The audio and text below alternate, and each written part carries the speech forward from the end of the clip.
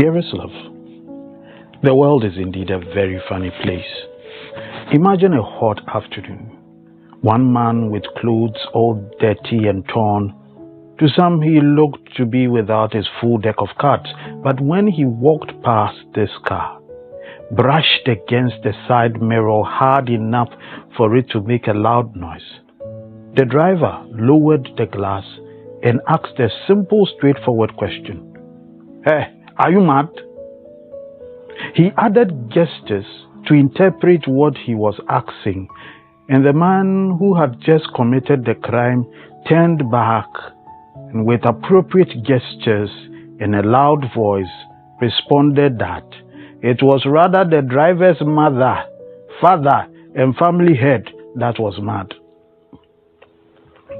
In this case, I would have left it there, but this man who was wearing a suit and tie in the hot afternoon, yet chilling because of his air-conditioned car, got out and chased after the man that had just insulted him and his whole family. And all jokes aside, honestly, I really thought a man in suit could not run or beat up a street guy like he did.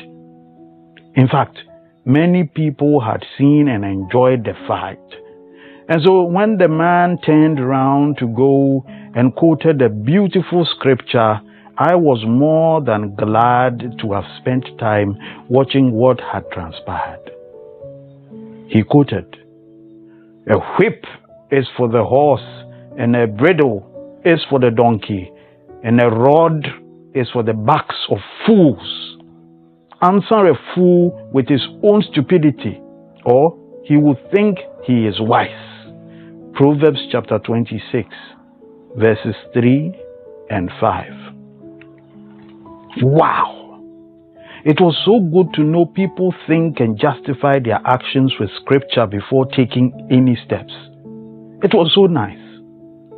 The man went back to his car and closed the door, and some few seconds later he opened the door again and started shouting. I was thinking this would be round 2.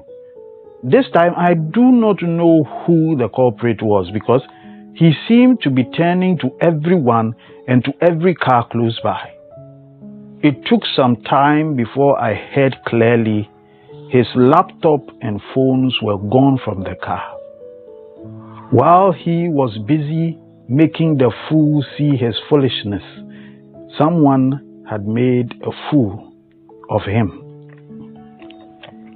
Since he started it, I wanted to end his experience with appropriate scripture and therefore not to go far, but to pick the verse he had so intelligently eliminated from his earlier quote, which says, "Do not answer a fool with his own stupidity, or you will be like him." Proverbs chapter 26, verse 4. Believe it or not, do not let yourself be quickly provoked, for anger resides in the lap of fools. Ecclesiastes chapter 7, verse 9. Stay blessed, trust and obey, for there is no other way. Okay.